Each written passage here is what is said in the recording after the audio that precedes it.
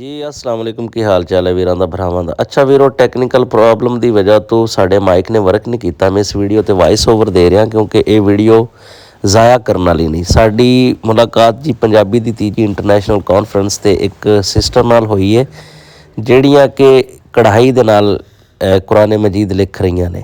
ਜਿਸ ਤਰ੍ਹਾਂ ਬੀਬੀਆਂ ਭੈਣਾਂ ਘਰ ਦੇ ਵਿੱਚ ਕਢਾਈ ਕਰਦੀਆਂ ਨੇ, ਇਸੇ ਤਰ੍ਹਾਂ ਨੇ ਜੀ ਇਹ ਕਢਾਈ ਕਰਕੇ ਤੇ ਕੁਰਾਨ ਮਜੀਦ ਲਿਖ ਰਹੀਆਂ ਨੇ। ਅਤੇ ਮੈਂ ਕਿਹਾ ਯਾਰ ਇਹ ਜਿਹੜਾ ਵਲੋਗ ਹੈ ਨਾ ਇਹ ਜ਼ਰੂਰ ਬਣਾਉਣਾ ਅਤੇ ਵੀਰਾਂ ਤੱਕ ਪਹੁੰਚਾਉਣਾ, ਕਿਉਂਕਿ ਮੈਂ ਤਾਂ ਅੱਜ ਤੋਂ ਪਹਿਲੇ ਨਹੀਂ ਵੇਖਿਆ ਕਿ ਕਿਸੇ ਨੇ ਇਵੇਂ ਕਢਾਈ ਕਰਕੇ ਕੁਰਾਨ ਮਜੀਦ ਲਿਖਿਆ ਹੋਵੇ।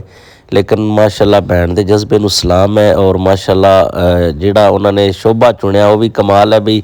ਉਹਨਾਂ ਦਾ ਦਿਲਚਸਪੀ ਅਤੇ ਜਿਹੜਾ ਉਹਨਾਂ ਦਾ ਇੰਟਰਸਟ ਹੈ ਉਹਨੂੰ ਵੀ ਸਲਾਮ ਪੇਸ਼ ਕਰਨ ਨੂੰ ਜੀ ਕਰਦਾ ਵੀ ਮਾਸ਼ਾਅੱਲਾ ਬੜਾ ਚੰਗਾ ਸ਼ੌਕ ਹੈ ਉਹਨਾਂ ਨੂੰ ਔਰ ਬੜਾ ਪਿਆਰਾ ਸ਼ੌਕ ਹੈ। ਅੱਲਾਹ ਤਾਲਾ ਉਹਨਾਂ ਨੂੰ ਕਾਮਯਾਬ ਕਰੇ ਔਰ ਇਹਨੂੰ ਮੁਕੰਮਲ ਕਰਨ ਦੀ ਸਾਦਤ ਬਖਸ਼ੇ। ਹੈ ਤੁਸੀਂ ਵੇਖ ਰਹੇ ਹੋ ਕਢਾਈ ਦੇ ਜ਼ਰੀਏ, ਯਾਨੀ ਜਿਸ ਤਰ੍ਹਾਂ ਘਰਾਂ ਦੇ ਅੰਦਰ ਨਾ ਬੀਬੀਆਂ ਭੈਣਾਂ ਕਢਾਈ ਕਰਦੀਆਂ ਨੇ ਉਵੇਂ ਕਢਾਈ ਕੀਤੀ ਜਾ ਰਹੀ ਹੈ।